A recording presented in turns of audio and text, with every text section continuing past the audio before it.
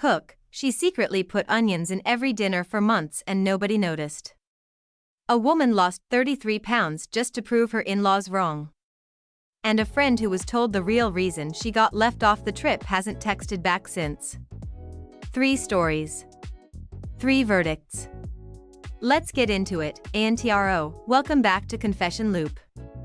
These stories come straight from Reddit's AITA forum, where real people ask the internet one question: was I the asshole? Names have been changed. Drop your verdict in the comments after each one. Story 1, The Onions Setup. She is 17 years old, still living at home, pulling her weight with cooking, cleaning, and school. Not a bad deal for a teenager. A few months ago her brother and his wife moved in right next door. Now they are over for dinner constantly. One evening she was cutting onions for dinner when her sister-in-law walked in and immediately threw a fit. Onions were too spicy. She was not going to eat anything made with onions. The whole meal had to be thrown away and restarted from scratch, so she restarted. No onions. No garlic. Fresh pan, fresh ingredients, new dinner. Her sister-in-law took one bite and said it had no flavor. For the next week she cooked without onions or garlic every single night. And every single night her sister-in-law complained that the food had no flavor, so she made a decision.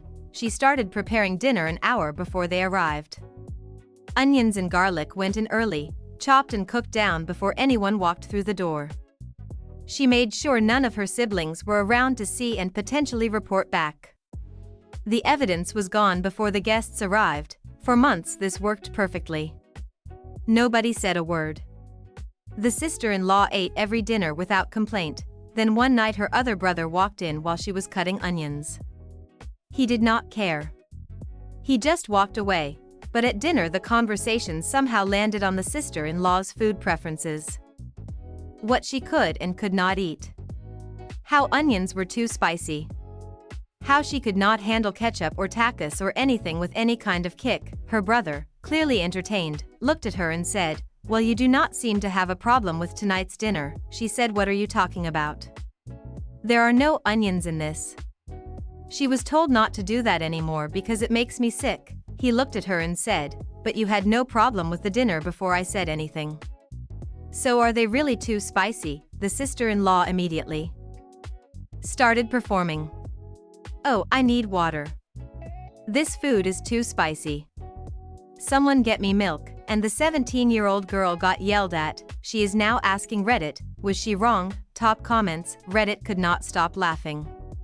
The top comment said, she exposed herself completely. She ate the onions happily for months and only got sick the moment she found out they were there. That is not a food sensitivity. That is a control issue. Many people pointed out that she complained the food had no flavor every time onions were left out. She literally told on herself. Someone said, "You are 17, cooking full dinners for the family, and getting yelled at because an adult threw a tantrum over vegetables. You are not the asshole." Not even slightly. The most upvoted comment said, "Your brother is the real hero of this story." Verdict, not the asshole. Reddit said the sister-in-law owed her an apology. Transition, our next story is about a friendship, a road trip, and a truth that was probably a long time coming. Story 2, The Travel Friend Setup. Her friend has been talking about visiting the Grand Canyon all year. She wanted her to come along. And here is the thing, she actually wants to go to the Grand Canyon too, but she said no. Her friend was surprised. She knew she wanted to go. She pushed back and asked why. She was given the money excuse. Her friend did not buy it and kept pushing for the real reason, so she told her, the real reason is that traveling with her friend is exhausting. Her friend is terrified of the world in a way that goes far beyond normal caution. She will not get on a plane alone. She will not take an Uber by herself.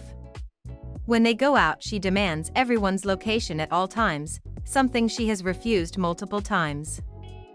She genuinely believes people are out to get her everywhere she goes. At a restaurant once her friend asked everyone to leave because she thought a man was staring at her. He was annoyed at the loud table nearby.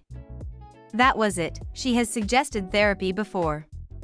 Her friend does not believe she needs it. When she told her the real reason, she tried to be gentle about it. But her friend was hurt. They argued. Her friend asked if she would travel with someone else instead. She said yes. Her friend has not responded to a single text since. She is now asking, did she go too far? Top comments. Reddit was largely on her side but with nuance. The top comment said, "You were honest when she pushed for honesty. You cannot be blamed for telling the truth she specifically asked for." Several people pointed out that her friend's anxiety sounds genuinely significant and could benefit from professional support. But that is not her responsibility to manage. Someone said, "You are allowed to choose who you travel with." Travel compatibility is real. Not everyone is a good travel partner, and that is not an insult. But others added, saying yes when she asked if you would go with someone else was the part that really stung. That was the honest answer, but it landed hard. The most upvoted comment said, "You did not do anything wrong. But your friendship may need a real conversation before it recovers." Verdict, leaning not the asshole. Reddit said she was honest when asked directly, and that is not a crime.